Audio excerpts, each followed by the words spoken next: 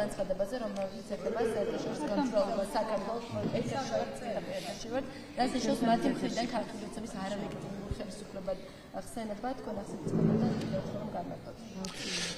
სარჯამში ჩვენ ხედავთ რომ ბოლო პერიოდში განსაკუთრებით გამორჩევა უცხოეთიდან დაფინანსებული რამდენიმე NGO, რომელიც ცდილობს ექსტრემისტული განწყობებს შეუქმნას ლეგიტიმაცია.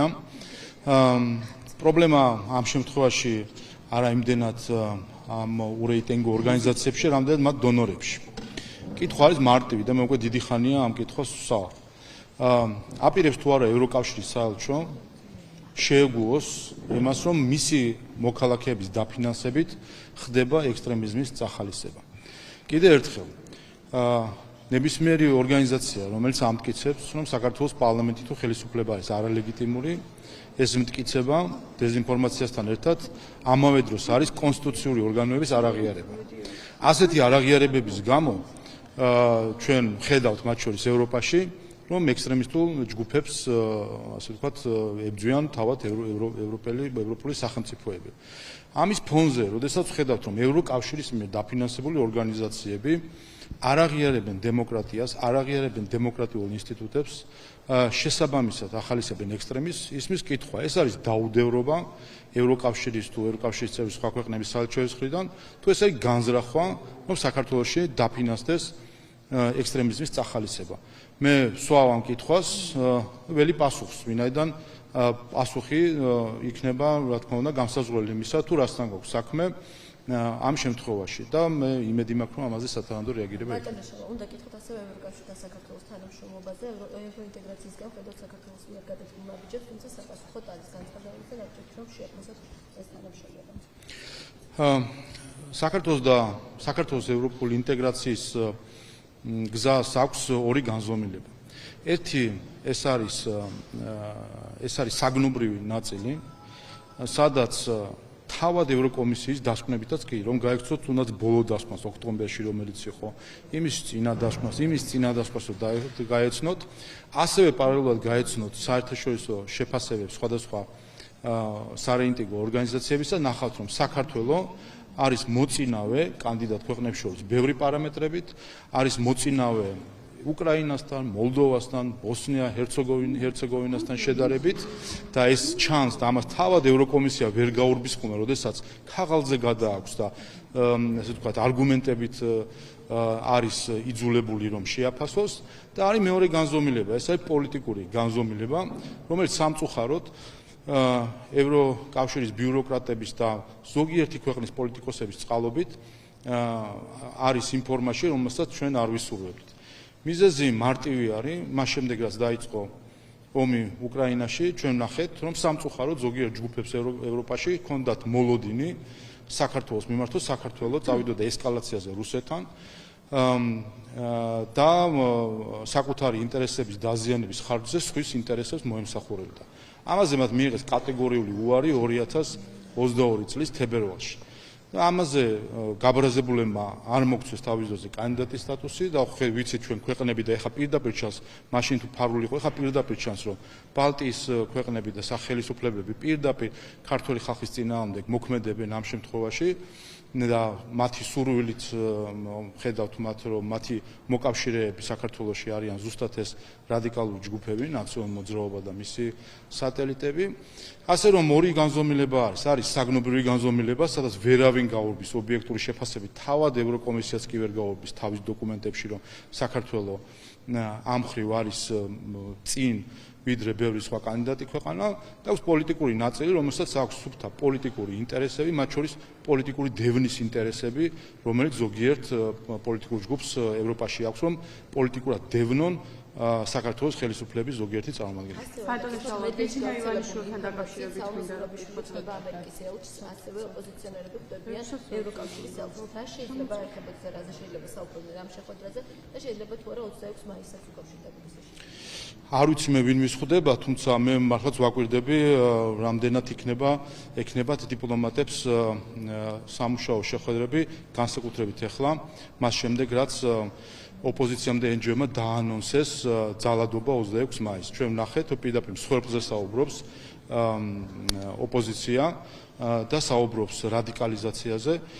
ის გამოცდილება, რომელიც ჩვენ გვაქვს, სამწუხაროდ კარგს არაფერს გვაფიქრებინებს მათზე და ამიტომ რა თქმა უნდა აქ საინტერესო არის ცალსახა პოზიცია ზოგიერთი ელჩისა. ჩვენ ვნახეთ, რომ 9 აპრილს მოძალადე ჯგუფებმა, NGO-ების და პარტიების მოძალადე ჯგუფებმა, როგორ სადეს რადიკალიზაციამ, იძალადეს, მათ შორის 9 აპრილის მონაწილეებზე, არ უშვებდნენ მათ მემორიალთან, ამას ყველაფერს უყურებდნენ ამ NGO-ების დამფინანსებელი ელჩები და ხმა არ ამოუღია. 9 აპრილიდან გავიდა თვეზე მეტი და ერთი დაგმობაც არ გვინახავს დონორებისა, როდესაც მათმა დაფინანსებულმა NGO-ებმა ძალადობის აქტი ჩაიდინეს 9 აპრილს მემორიალთან.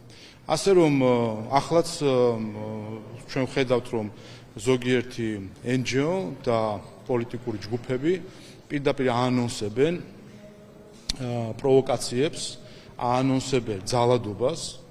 შესაბამისად, ერთი რამე მინდა ვთქვა, რომ თუ კი რომელიმე NGO გაერევა კიდე ერთხელ ძალადობაში, პირდაპირ ეს იქნება ბრალი იმ დონორისა, რომელიც აქამდე ხმას არიღებს. ასე რომ უნდა ითქვას ცალსახად, ან დონორები, საელჩოები ემიჯნებიან ძალადობას, ტერორს, სიძულვილს, ან ეს ყველაფერი იქნება მათ ანგარიშზე. სასამართლო პროცესი მიმდინარეობს ბიძინა ივანიშვილის. გითხავთ თუ შეიძლება, მადლობა. ამ შემთხვევაში ის ლოგიკური ჯაჭვი რომ გავიხსენოთ, რა გზამდეც მივიდა ეს ადამიანი, ხო? თუნდაც იმასთან დაკავშირებით, რომ იცოდა მან კანონის საგამოძიებო კომისიაზე არ გამოცხადებასთან დაკავშირებით და რა გეგმის ნაწილია ოპოზიციისთვის. საკითხი მარტივი არის. სამართლებრივი სახელმწიფო გულისხმობს, ყველა უნდა დაემორჩილოს კანონს. კანონი ყველა მიცოდა, მათ შორის ზურაბ ჯაფარიძეც აღიარებს, რომ ზუსტად იცოდა კანონი რა არის, ზუსტად იცოდა მის მოთხოვნა რა არის, ასევე ის აღიარებს, რომ მან განზრახ დაარღვია კანონი. შემდეგ ჰქონდა შესაძლებლობა, რომ გირაოს საშუალებით აღკვეთი ღონისძიება გირაო გამოყენებულიყო და ესეც განზრახ არ დაემორჩილა ამ გირაოს, ასე რომ თავისი ფეხით შევიდა საშუალო ახსულების დაწესებულებაში, ასე რომ აქ ვინმეს პრეტენზიები გაუგებარია. მეორეს მე ვნახე გამოხმაურება ალდესი და ვნახე პასეში ალდეს ჯგუფის ხელმძღვანელის გამოხმაურება ამასთან დაკავშირებით. ბატონი რუმინელი დეპუტატია, მოკლედ ბულაი, რომელმაც ამ განცხადებას ეხმაურება, ესე იგი პარტიების გაერთიანება, რომელსაც პრეტენზია აქვს ევროპულობაზე, განცხადება სავსე არის დეზინფორმაციით და სამართლებრივი სახელმწიფოს არაღიარების პრინციპით. კერძოდ, ტყუილია ბატონი ბულაის და ალდეს განცხადება, თითქოს საელჩოებს არ ქონდათ შესაძლებლობა დასწრებით. პირიქით თვალწინები შვედეთის და ჩეხეთის საელჩოს წარმომადგენლები ესწრებოდნენ. ასე ტყუილს ეს პირდაპირ ბატონი ბულაი და ალდე. მეორე, ტყუილია თითქოს ეს იყო დახურული სხდომა, ეს იყო ღია სასამართლოს სხდომა, რაც იმასაც ადასტურებს, ივითაც დასტურდება, რომ პირდაპირ ეთერში გადაიცემოდა რამდენიმე ტელევიზიაში. მესამე ალდე და ბატონი ბულაი თავს ესხმის დამოუკიდებელ მედიას, საზოგადოებრივ მაუწყებელს, რაც რა თქმა უნდა სამარცხვინო საქციელი არის პასეს წევრის მხრიდან, თავს ესხმის თითქოს მარტო მათ შეეძლოთ გადაღება, არადა საუბარია პირდაპირ ჩართვის სიგნალის მიწოდებაზე და ეს არის ჩვეულებრივი პრაქტიკა სასამართლოში, როდესაც ბევრი მსურველია და არ არის ამისი ტექნიკური თუ ტერიტორიული შესაძლებლობები, პირდაპირ სიგნალი ქონდა და არ არსებობს კადრი, რომელიც არ ქონდა პირდაპირ ეთერში ნებისმიერ ტელევიზიას და ინტერნეტ პლატფორმას. და მეოთხე, თავდასხმა არის სამართლებრივი სახელმწიფოს და დემოკრატიის პრინციპზე, როცა საუბრობენ ცრუ სასამართლოზე. ეს საერთოდ გამოდის, რომ მაშინ ჩვენ სუვერენიტეტს და დამოუკიდებლობას არ აღიარებთ. აი 4 ტყუილი, რომელიც ალდემ თავის განცხადებაში და ბატონმა ბულაიმ თავის განცხადებაში გააკეთა და შეგახსენეთ, ბატონი ბულაი იყო პასეს სადამკვირვებლო მისიის ხელმძღვანელი საპარლამენტო არჩევნებში, რომელმაც დადო ყალბი დასკვნა ჩვენ საარჩევნებთან დაკავშირებით. და ესეც, როდესაც ეს ადამიანი ამდენ ტყუილს ამბობს ერთ მარტივ საკითხთან დაკავშირებით, რომელსაც მთელი საქართველო ვუყურებდით, ხო? ყველა ვიცით რა ხდებოდა გუშინ. 4 ტყვილი, ოდესაც ავრცელებს ადამიანი, რომელიც იყო არჩევნებზე სადამკვირვებლო მისიის ხელმძღვანელი. შეგახსენებთ, ცოტა ხნის წინ მან ასევე ტყვილი გაავრცელა ელენე ხოშტარიასთან დაკავშირებით, თითქოს დაკავების დროს მოხდა მისი წამება. სად არის აბა ეს წამება, ან მისი განცხადება სად არის, ან სადმე პრეტენზია სად არის წამებასთან. აქედანაც კიდევ ერთხელ ეს კაი საშუალება რომ დავასკვნოთ რასთან ქონდა ჩვენ საქმე 2024 წლის არჩევნებში, როდესაც პასეს დელეგაციას ხელმძღვანელობდა ადამიანი, რომელმაც ჩვეულებრივად ყალბი დასკვნა დადო არჩევნებთან დაკავშირებით და დღემდე ტყუილებს ავრცელებს განზრახ ავრცელებს ტყუილებს საქართველოსთან დაკავშირებით. რაც არის სირცხვილი პასესთვის, როდესაც ასეთი ადამიანი ალდეს ხელმძღვანელია პასეში და ასეთ ადამიანს ჩაბარებული ქონდა არჩევნებზე დაკვირვება.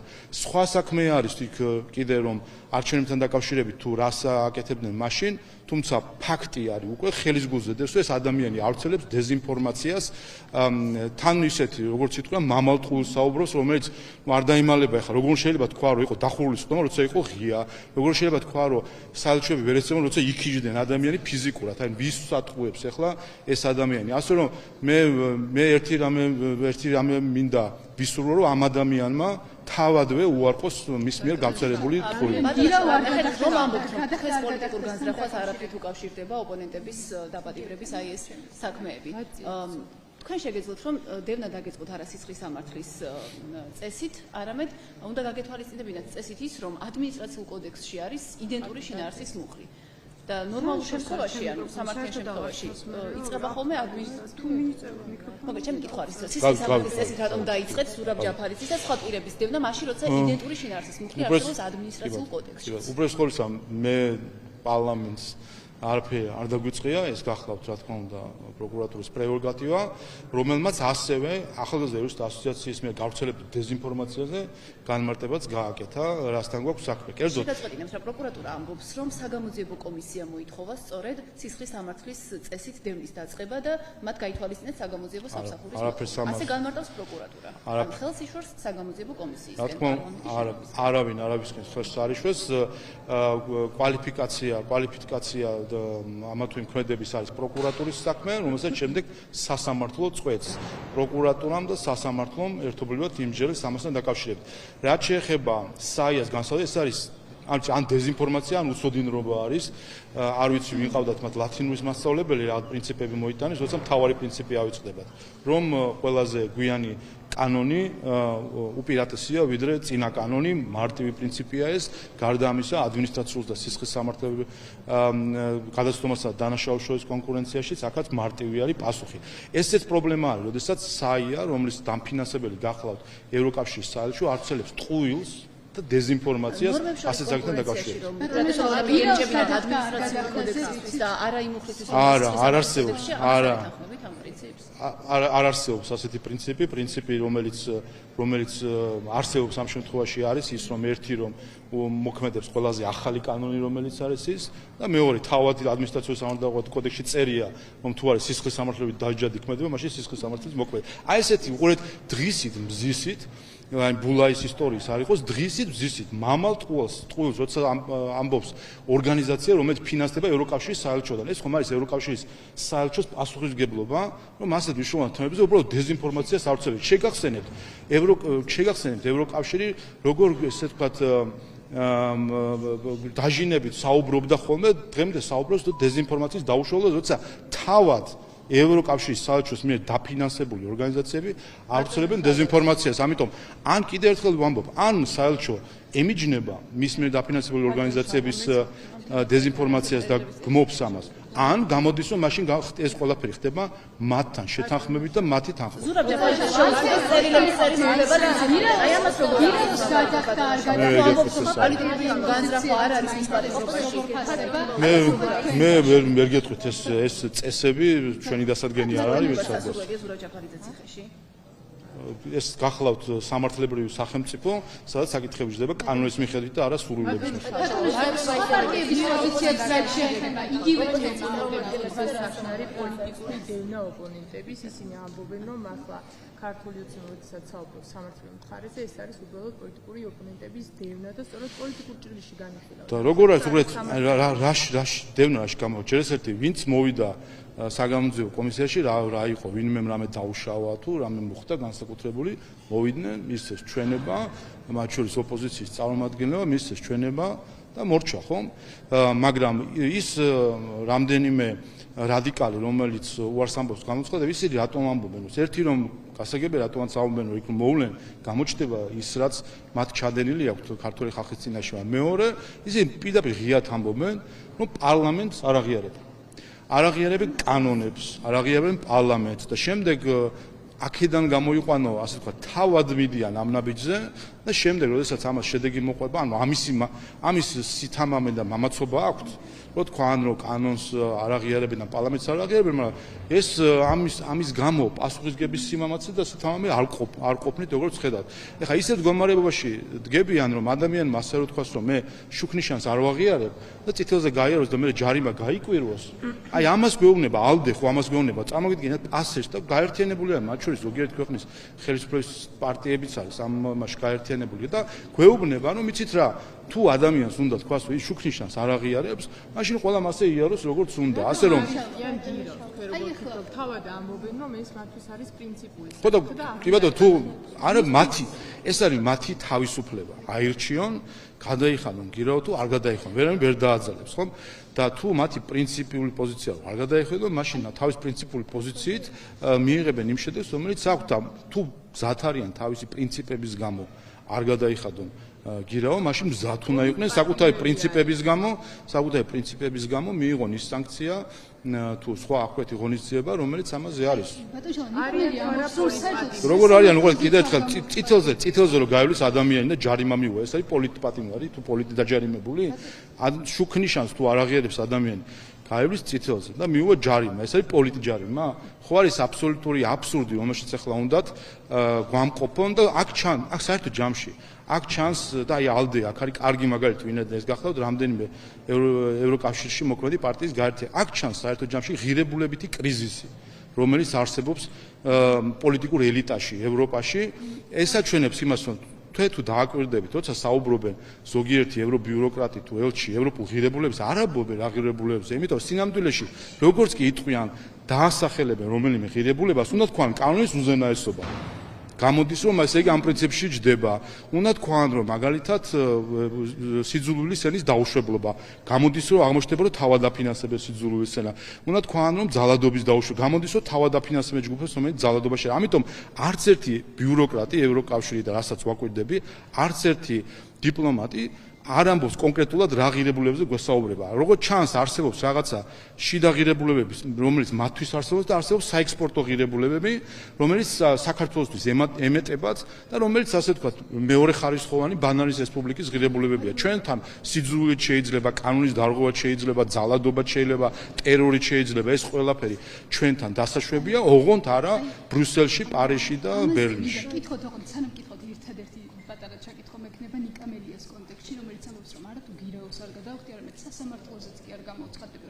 ანუ ეს პროცესი გრძელდება და ბრალდებებიც გრძელდება, იმასთან დაკავშირებით, რომ მიმდინარეობს რაღაცა პოლიტიკური ართმსაჯულების პროცესი. რას ვეთქვით თქვენ მედიასთან? მე შეგახსენებთ, ვინ წააქეზა საერთოდ აი ეს პროცესები და ზუსტად ნიკამელია კარგი მაგალითია. შეგახსენებთ 2021 წელს, როდესაც ზუსტად ბრიუსელი იყო, ვინც წააქეზა მას ამ ქმედებაში. გახსოვთ, რომ ბრიუსელმა გადაუხადა მაშინ მას გირაო მისი დაუმორჩილებლობის გამო და ამით წააქეზა საერთო ჯამში საქართველოში აი ესეთი ტენდენციები კანონის დაუმორჩილებლობისა და ძალადობისა.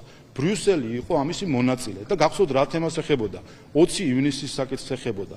აი ახლახან გამოვიდა კიდე 2 დღის წინ გამოვიდა კიდე ერთი გადაწყვეტილება 20 ივნისთან დაკავშირებით, რომელიც კიდე ერთხელ დამარცხდა მაშინდელი ოპოზიცია, რომელიც შტურმით იღებდა პარლამენტს და მაშინ გახსოვთ გვიმტკიცებდნენ შეშის შეტანა ჩვენი ადამიანის უფლებებიაო და NGO-ები, აი ბრიუსელის დაფინანსებული NGO-ები ამტკიცებდნენ, რომ შეშა ეს არის, რა ქვია, დემონსტრაციის თუ აქციის ნაწილი. პირდაპირ თქვა რომ პირდაპირ თქვა სტრასბურგში შეშას არაფერი ესაკმება მიტინგზე. იმედი ახლა მაინც ჩამოყალიბდებიან ამაში და ის ელჩები და ის NGO-ები და ის დონორები, რომლებიც მაშინ თავს ესხმოდნენ საქართველოს ხელისუფლებას, აღარ ვამბობ უკვე ბოდის მოხდელები ეგენი არაფერში არ არიან, მაგრამ ყოველ შემთხვევაში შემდეგ ჯერზე შეშას თუ ვინმე დააპირებს, ეთქვენ რომ შეშა არ შეიძლება აქციებზე. შეგახსენებთ კიდევ ერთხელ ასევე რომ სტრასბურგმა აღიარა რომ ეს იყო შტურმი პარლამენტზე და გახსოვთ მაშინ რომ პირიქით საქართველოს ხელისუფლებაზე იყო თავდასხმა გარედან, მაგრამ ჩვენ მელია საქმე ამას ეხება, შტურმს ეხება პარლამენტზე. აი ამის გამო გვაჯანჯღარეს გარედან, ამის გამო ასე ვთქვათ, ამის ცხოვრება გაუმწარონ ქართულ ხალხს. და ბოლოს გამოვა სტრასბურგი იტყვის, რომ ეს იყო შტურმი, რომ არ შეიძლება შეშა, რომ რუსთავიორის საქმეში ყველაფერი წესრიგში იყო, ეს ყველაფერი და აი ეს ყველაფერი რომ მოდის ამ ყველაფრის წყარო აღმოჩნდება რომ არის ის ხალხი რომელიც გამოდიან შემდეგ ბრიუსელის თუ სხვა დედაქალაქის ტრიბუნიდან და ღირებულებებზე საუბრობენ. ყველაზე თუ კი ვინმე არღვევს ევროპულ ღირებულებებს არის ის ხალხი ვინც ასეთ პროცესებში ჩართულია. თქვენ ისაუბრებთ ორმაგ სტანდარტზე და მე მინდა გითხოთ ალან ბერსის განცხადებაზე ამ კონტექსტში. ალან ბერსი ამბობს რომ როდესაც გამჭვირვალობის შესახებ განამოწევს საუბრობთ არ შეიძლება რომ ორმაგი სტანდარტის ჭრილში დაგდივოთ. ანუ პირდაპირ ამბობს ის შეიძლება საქართველოში არ შეიძლებაოდეს სხვა ქვეყნებში. ანუ რასაც ამბობთ მთელი ამ დროის განმავლობაში თქვენ ამ გზავნილს ახლა როგორ?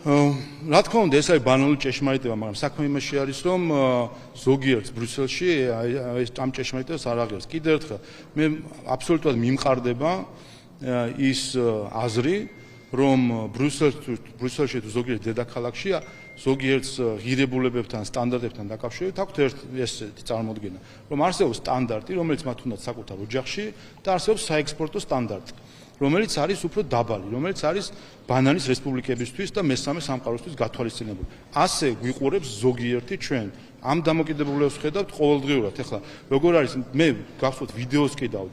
ბერლინში ადამიანი მაშხალას ისვრის ვარდება ოთახში, ფეთქდება, ის ადამიანი დაიჭირეს და მიუსაჯეს რაღაცა.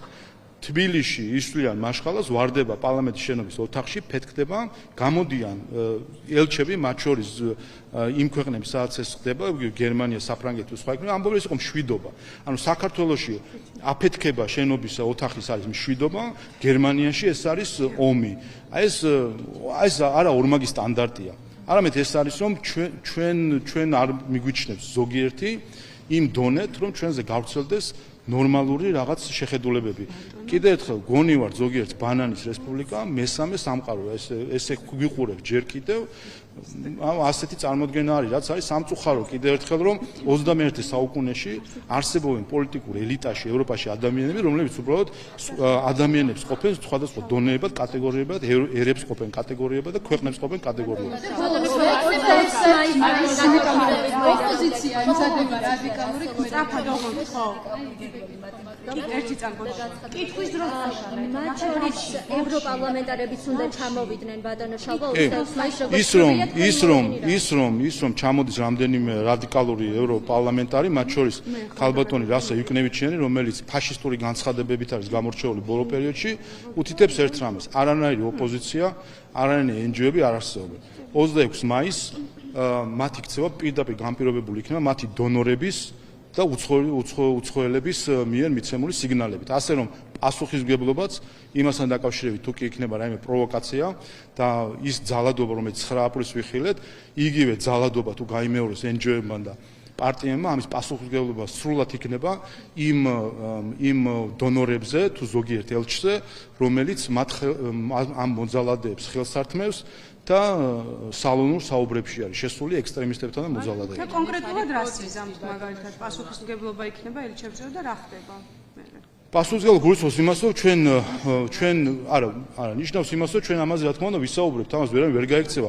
ფარად როცა იფარებენ ადამიანებს და ძალადობასკენ აქეზებენ, მე რა თქმა უნდა შემდეგ უკვე საუბარი რაღაც ღირებულებებზე რო გველაპარაკებიან და ქართული ხალხის ინტერესზე, ასე კიდე ერთხელ 9 აპრილს ძალადობა დაგეგმეს და განახორციელეს რამდენიმე NGO-მ, მათ შორის საერთაშორისო გამჭვირვალობა, საფარი იყო ორგანიზატორი იმ ძალადობისა, რაც 9 აპრილს მოხდა. ნახეთ ჩვენ რომ იძალადეს იქ მისულ ადამიანებს, ვისაც უნდა მისულა პედესტალთან, არ უშვებდნენ გადაადგილების თავისუფლება, შეუზღუდეს მათ ვერბალურად ძალადობენ მასე, ასევე იძალადეს 9 აპრილის მონაწილეებზე, რომელსაც უნდათ მისვლა პედესტალთან, ამას უყურებდნენ მათი დონორები, მათ შორის ამას უყურებდა შვედეთის ელჩი, რომელიც არის ერთ-ერთი ყველაზე დიდი დამფინანსებელი საერთაშორისო გამჭვირვალობის და დღემდე არ გამიჯნია NGO-ების ამ სამარცხვინო ქმედებას 9 აპრილს, როდესაც ჩვენი ქვეყნის ერთიანობის დღე აქციეს ძალადობის აქტად. ასე რომ კიდევ ერთხელ ის რაც იგეგმება NGO-ების თუ ოპოზიციის მხრიდან ამ ყველაფერზე ან გაემიჯნებიან მათი დამფინანსებლები, ან იტყვიან რომ ან დაგმობენ ამ ექსტრემისტს და ამხელენ ამ ექსტრემისტს, ან იქნებიან ამ ყველაფრის თანამონაწილე. რამდენიმე ისომად გაძევებასაც ხომად განიხილავთ თუ გამოვიწყოთ? არა? ბატონო შავენის კონცენტრაციის დარღვევა ვამბობთ ხოლმე. მე მინდა მაგაზე გეტყვით ის კონცენტრაცია. უთხარით თუ გინდათ და გადავალ. არა, მე ვახსენებ, იმიტომ რომ მე ვახსენებ ისაც არის საერთაშორისო სამართლების ვალდებულებები. იცით რა ესე არ არის ჩახვიდე უცხო ქვეყანაში და იქ არიო სიტუაცია.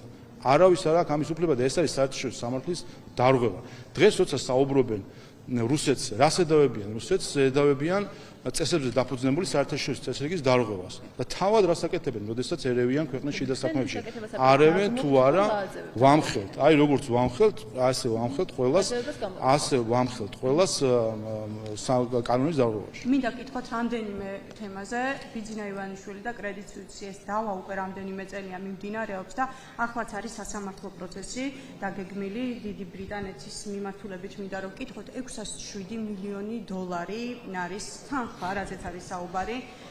თუ მაგალითად ბიძინა ივანიშვილი ამ დავას მოიგებს დიდ ბრიტანეთში, ხო? შესაძლებელია თანხის მიღება საფრთხე მაინც დაემუქროს, იმიტომ რომ დასანქცირებული არის ბრიტანეთის მიერ.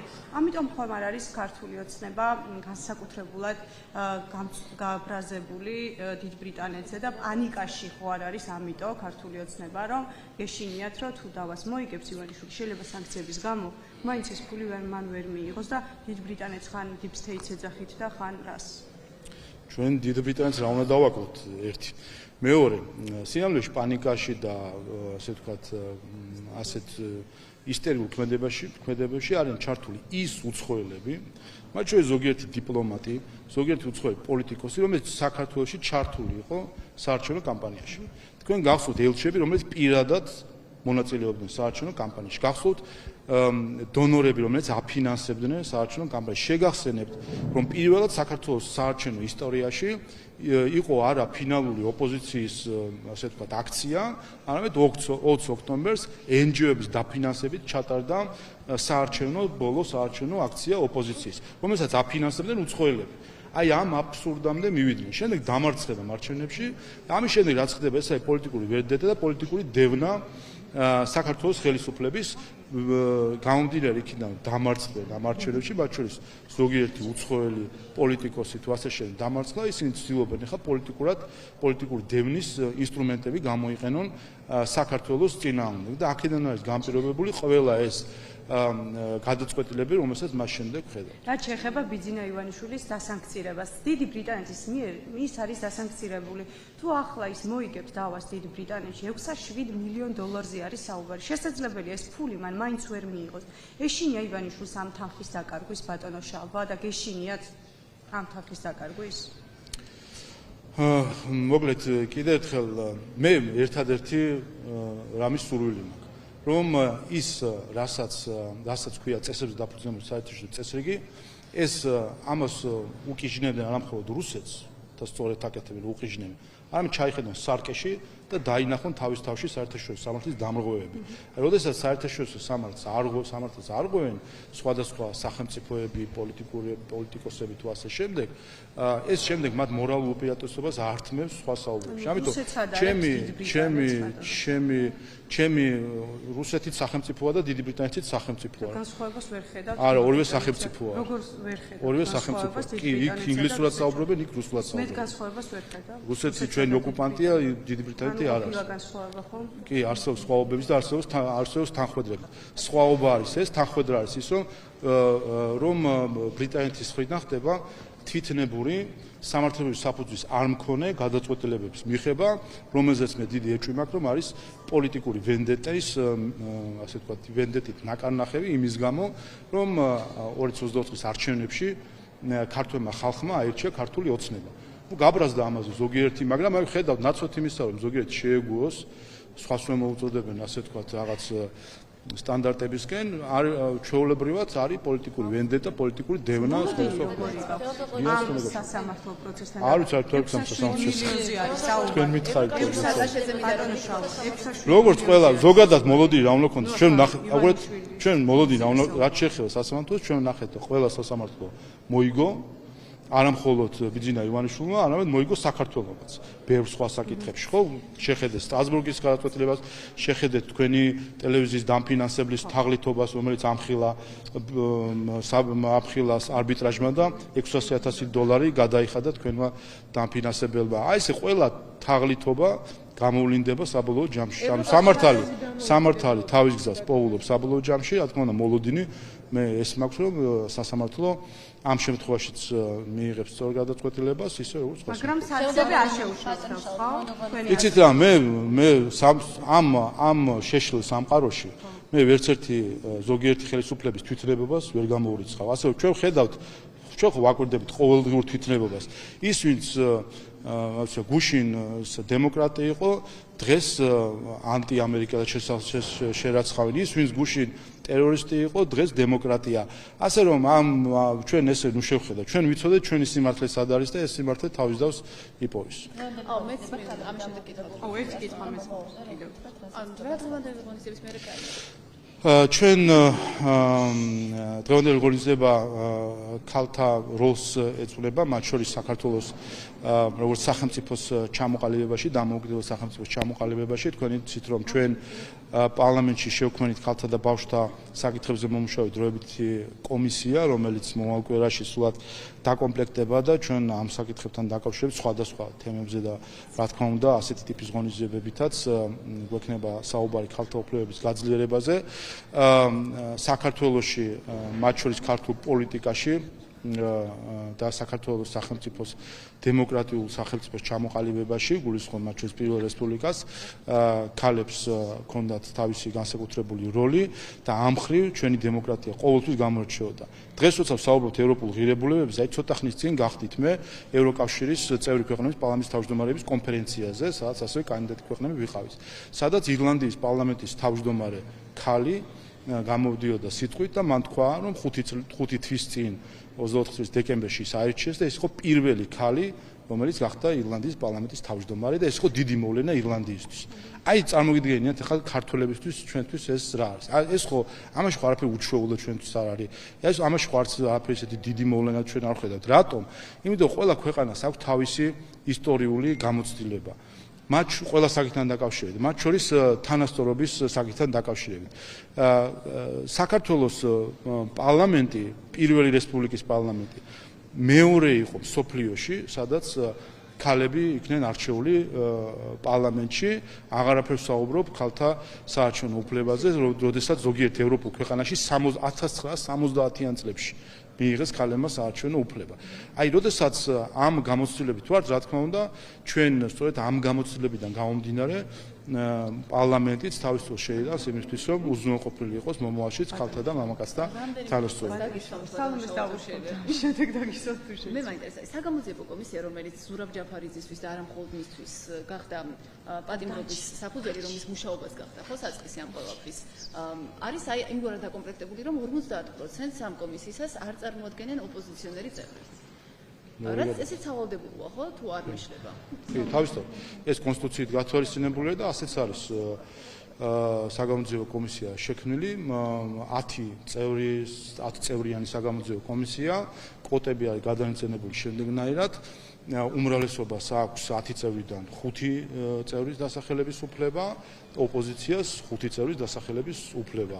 საიდანაც ოპოზიციას დღეს დასახელებული ყავს 3, ხოლო ის კვოტები, რომელიც გათვალისწინებული არის უფრაქციო ოპოზიციის წევრებისთვის, ისინი არ ითვისებენ თავის კვოტას, თავის ნიშნავს, რომ 50%-იანი კვოტა არ არის შევსებული ოპოზიციის. არა, ეს ნიშნავს, შესაბამისი წესის დარღვევა. არა, რა თქმა უნდა, არ არის. სხვა შემთხვევაში გამოვიდოდა, რომ ნებისმიერ დროს შეუძლია ოპოზიციამ უბრალოდ იმით, რომ არ შეევა, დაბლოკოს საგამოძიებო კომისიის საქმიანობა. რა თქმა უნდა, ეს არ არის კონსტიტუციის იდეა, რომ შესაძლებლობა ჰქონდეს იმის, რომ დაბლოკოს კომისიის საქმიანობა. მნიშვნელოვანია, რომ გამოიყოს კვოტები, ჰქონდეს შესაძლებლობა, რომ აითვისონ აგერ კვოტები გამოყოფილია, ნახევარი აქვს უმრავლესობას, ნახევარი ოპოზიციას. ამას აითვისებენ თუ არა, მასი პასუხისმგებლობაა საერთოდ ჯამში. კომისიის მუშაობის კანონიერებას კითხვის ნიშნის ქვეშ არ აყენებს. ზუსტად ამას გიხსნით, რომ არ აყენებს, ვინაიდან კონსტიტუციის ჩანაწერი და რეგლამენტის ჩანაწერი გულისხმობს, რომ უნდა მიეცეს შესაძლებლობა, რომ ნახევარი იყოს ოპოზიცია, ნახევარი უმრავლესობა, კვოტები 100 არის გამოყოფილი. იმ შემთხვევაში თუ ოპოზიციის გარკვეული ნაწილი არ ითვისებს ან არ ასახელებს, ეს რა თქმა უნდა არ უნდა იყოს მიზეზი, რომ კომისიამ ვერ იმუშაოს, სხვა შემთხვევაში გამოვიდოდა, რომ ერთ წევს შეეძლებოდა, ან ერთ ფრაქციას შეეძლებოდა დაბლოკვა საგამოძიებო კომისიის, ანუ კონსტიტუციური ინსტრუმენტის დაბლოკვის შესაძლებლობას მივცემთ და რა თქმა უნდა ეწინააღმდება კონსტიტუციას. ევროკავშირის ხალხის თანამშრომელი არ შემოუშვეს ქვეყანაში, უფრო სწორად შემოუშვეს, თუმცა თავიდან იყო შეფერხება, ბოდიშის მოხდას გახდა საჭირო. ეს ადამიანი წლებია საქართველოში ცხოვრობს და თქვენ როგორ ხსნით იმას, რომ მას ხელი შეეშალა ქვეყანაში შემოშვებაში. ყურადღებას იქცევს ეს განსაკუთრებით თქვენი რიტორიკის ფონზე, რომელიც ძირითადად ახლა მიმართულია სწორედ ევროკავშირის წარმომადგენლების და არა მხოლოდ მას წინააღმდეგ, დასავლელი დიპლომატების წინააღმდეგ ზოგადად. ამაზე გაკეთა განმარტება როგორც საგარეო საქმეთა სამინისტრო, ისე შინაგან საქმეთა სამინისტრო, რომელიც საზღვარზე აღგებს პასუხს, გაკეთა განმარტება, რომ ეს იყო ტექნიკური ხარვეზი, განემარტათ მათ შორის საგარეო საქმეთა სამინისტრომ თავისი წუხილის გამოთქვა ამასთან დაკავშირებით ევროკავშირის წარმომადგენლების მიმართ და განემარტათ, რომ ამ თანამშრომელს შეუძლია ნებისმიერ დროს შემოვიდეს, არ შეიძლება შემოვიდე კიდევ. თუმცა სხვათა შორის ახალგაზრდა ძალ ერთი ნიშანდობლივი საკითხი იყო ევროკავშირის საელჩოს განცხადებაში და მივესალმები, რომ საელჩო მიუთითა ვენის კონვენციის დარღვევაზე. მართალია. აკრედიტებულ დიპლომატის თავისუფალი გადაადგილების უზრუნველყოფა ეს არის სახელმწიფოს მასპინძელი სახელმწიფოს ვალდებულება ვენის კონვენციიდან გამომდინარე. და მიხარია, რომ ევროკავშირის საელჩო როგორც ჩანს აღიარებს ვენის კონვენციას და კითხულობს ვენის კონვენციას. ახლა ერთ-ერთი რამე დარჩენიათ, წავიდნენ ცოტა შემდეგ გვერდებზე და 51 მუხლის პირველი პუნქტით წაიკითხონ ვენის კონვენციის, სადაც წერია, რომ დიპლომატი ვალდებულია არ ჩაერიოს საშინაო საქმეებში. აი ამ პუნქტსაც თუ წაიკითხავენ და შეასრულებენ, საერთოდ ჰარმონიული თანარსებობა იქნება ვენის კონვენციის გარშემო. ბატონო შალვა, თუ შეიძლება ერთ კითხვას დაგისვამ, ბოლო კითხვას. რა ტექნიკურ ხარვეზე უნდა იყოს საუბარი, წლებია საქართველოს ცხოვრობს ეს ადამიანი და არასდროს პრობლემა არ შექმნია საქართველოში შემოსვლა. მოხდა ეხლა საზღვარზე თქვენ არ ქონიათ შემთხვევაში ისეთ შეფერხებები ყოფილა, შეფერხებები ყოფილა, განიმარტა იმ მომენტში რომ ეს იყო ტექნიკური შეცდომა, ხარვეზი გარკვეული და ითქვა კიდევაც მათ შორის არც ის მოგვერიდა რომ ბოდიში მოვიხადოთ ვინაიდან იყო ეს ხარვეზი და გამოსწორებული. ბატონო შალვა, ლევან გალუბრიშვილთან დაკავშირებით. აი როგორც ჩვენ თქვით რომ იყო შეცდომა და გამოსწორდა, ასევე ევროკავშირის საელჩოს თვითონ იყო შეცდომა, როდესაც ევროკავშირის ელჩი ერეოდა არჩევნებში და ეს იყო დარღვევა ვენის კონვენციის, ეს იქნებოდა ჩვენ მოვიქეთ, ეს იქნებოდა ევროპული საქციელი. ჩვენ ვიქცევით ევროპულად, ევროკავშირის საელჩო სამწუხაროდ არ იქცევა ევროპულად. რაც შეეხება რეაგირების სხვადასხვა ინსტრუმენტი არსებობს. მათ შორის ჩემი განცხადებაც ამაზე რეაგირება არის, რომ მიუთითო, როდესაც ევროკავშირის ელჩი ერევა ქვეყნის საშინაო საქმეებში და ამით არღვევს ვენის კონვენციის 51 მუხლის პირველი პუნქტი. თუკი აქამდე ვერ მოძებნა რომელიმე მისიამ ეს მუხლი ყველას მოუწოდებ ჩახედონ 51 მუხლის სიმბოლური რიცხვია 51 მუხლის პირველი პუნქტი. ბატონო შალვა, ლევან გალუბრიშვილთან დაკავშირებით მინდა რომ გკითხოთ.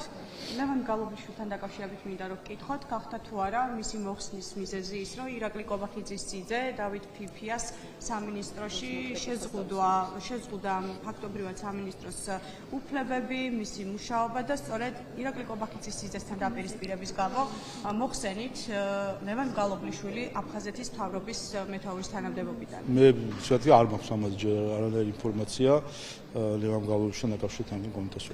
ჩვენი ინფორმაცია ბოდიში თქვენი ინფორმაციით ძალიან დიდი დაპირისპირება არის თვითონ მთავრობაში ვინაიდან ამას ამაზე გვესაუბრებიან ბატონო შალვა აფხაზეთის უმაღლესი საბჭოს ზოგადად ამ საკითხს ეს საკითხი თქვენგან და მედიისგან ვიცი ასე მე ერთს დავაზუსტებ 10 დღის განმავლობაში დილის პირველი საათიდან კითხვებს უსვამ გსაუბრობთ ქართული ოცნების წევრებს ლევან გალობლიშვილის მოხსნასთან დაკავშირებით და ამ დრომდე თქვენ არ გაქვთ ინფორმაცია ამ საკითხთან დაკავშირებით? შეგახსენებთ, რომ აფხაზეთის ავტონომიური რესპუბლიკა ქვია იმ ერთეულს, რომელსაც ხელმძღვანელობს ბატონი ლევან გალობლიშვილი. იყო წლების განმავლობაში ასაგებია, მაგრამ ავირჩიეთ და ჩვენ გახლავთ პარლამენტი არის აფხაზეთის ავტონომიური იმის მხარად არ შეგიძლიათ, რომ ეს არ არის სიმართლე და არ იმიტომ არ მაქვს ამაზე ინფორმაცია. არ მაქვს, რა ვიცი. ვერ გაარკვიეთ ჯერ არ მქონია მე ამის შესაძლებლობა. გავარკვე აუცილებლად. სამგზელო სამსახურს როგორც დამოუკიდებელ სტრუქტურას აუქმებთ და უერთებთ პროკურატურას. და ეს იმ ფონზე როცა 18 მილიონი დახარჯეთ იმისთვის, რომ ხალხის შენობა აგეშენებინათ ამ სამსახურისთვის. აი როცა ხალხის ფულს 18 მილიონს ხარჯავდით, ამ შენობას აშენებდით, მაშინ სად იყო თქვენი გეგმა ამ სამსახურის გაუქმების შესახებ? პირველი რაც შეეხება ასე ვთქვათ აქტივებს, რომელიც არის ამა თუ იმ საჯარო დაწესებულების ბალანსზე, ეს ასად არ მინდს სახელმწიფოს საკუთრებად შეება და სახელმწიფოს სხვადასხვა ინსტიტუტებს ასე უნდა ჭირდებათ შესაბამისი ფაქტები, რომ ამას გადაწყვეტს მთავრობა თუ ეკონომიკის სამინისტროს ბალანსიც ეს არის საბოლოო ჯამში. ასე რომ აქ რაღაც ამის აქ რამეზე გეტყვით, რაც შეეხება თავად გადაწყვეტილების მოტივაციას მათ შორის ჩვენ ამაზე სხვა დროსაც გქონდა საუბარი. ჩვენ უპირველეს ყოვლისა მთავარი ამოსავალი პრინციპი რა არის? ის რომ გამოძიება წარმოებდეს დამოუკიდებელი ორგანოს მიერ. კონსტიტუციურად გარანტირებული დამოუკიდებლობა აქვს პროკურატურას. თქვენ სადმე კონსტიტუციაში გინახავთ სპეციალურ საგამოძიებო სამსახურის ჩანაწერი? არა. მათ შორის ის რომ შეგვიძლია გავაუქმოთ სპეციალურ საგამოძიებო სამსახურს, აი ესეც აჩვენებს რომ რამდენად განსხვავდება პროკურატურის და სპეციალურ საგამოძიებო სამსახურის კონსტიტუციური გარანტიები. პროკურატურა უფრო მეტად დამოუკიდებელიც არის, კონსტიტუციური ორგანოც არის და კონსტიტუციური გარანტიებიც აქვს. ასე რომ იწევა პირიქით ხარისხი დამოუკიდებლობისა გამოძიების ხრი. რაც შეეხება მეორესა, ჩვენ ბევრი საკითხი წლების განმავლობაში თუ გარკვეულ პერიოდის განმავლობაში აი ასე იყო, ასე ვთქვათ, მათ შორის გარკვეულწილად თავს მოხვეული ინიციატივები, რომელსაც შინაარსი არ გააჩნდა. მათ შორის ჩვენ ვთქვით, რომ აქ კონსტიტუციური კითხვის ნიშნებიც არსებობდა ამგვარი ორგანოს ფუნქციონირებაზე, ვინაიდან ფაქტობრივად კონსტიტუციური ორგანოს პროკურატურისთვის მოხდა უფლებამოსილების ნაწილას ასე ვთქვათ მოგლეჯვა და მისი გადაცემა კონსტიტუციაში გაუთვალისწინებელი ინსტიტუტისთვის. რაც თავის მხრივ არ ჯდება სუფთად კონსტიტუციურ წყობაში ასე. თქვენი მიდგომის შეცვლა დაგვიჯდა 18 მილიონი. არა, რატო? 18 მილიონი. კიდევ ერთხელ ეს ჯერ ერთი თანხა რაც შეეხება მე თქვენ სიტყვას ვერ დავეყნობი, მაგრამ ზოგადად რაც შეეხება აქტივებს, რომელიც არის ნებისმიერ საჯარო დაწესებულების ბალანსზე, რა თქმა უნდა ეს აქტივი არის სახელმწიფოს. ეს არ არის არც ერთი ინსტიტუციის საკუთრება, მისი სახელმწიფოსი არის. იქ არის ერთი ინსტიტუცია, თუ ექნება მეორე ინსტიტუტი, არ დაჭერდება ერთი ინსტიტუცია, შემდეგ მეორე ინსტიტუცია გამოიყენებს და ამ ხრივ სახელმწიფოსი არის და სახელმწიფოს რჩება და ჩვენ მოქალაქეები რჩება. კონკრეტული მიზნით გამოყავით. ახლა ამ მიზანზე უარს ამბობთ. უყურეთ, დაგავით ეს იყო ნაწილი თანხის ამაში, რომელიც გამოყოფილი იყო იმისთვის, რომ შინაარსობრივი საქმიანობა ეწარმოებინათ გამოძიებები და ეს გამოძიებები აწარმოებს კიდევაც და ამისთვის დაიხარჯა ფული. არის ნაწილი თანხისა, რომელიც შეეხება მათ შორის გარკვეული აქტივების თუ ეს ოფისი თუ ფარტი იქნება მის მოწყობას, ეს არსად არ მიდის და ეს რჩება. კი ბატონო, მადლობა.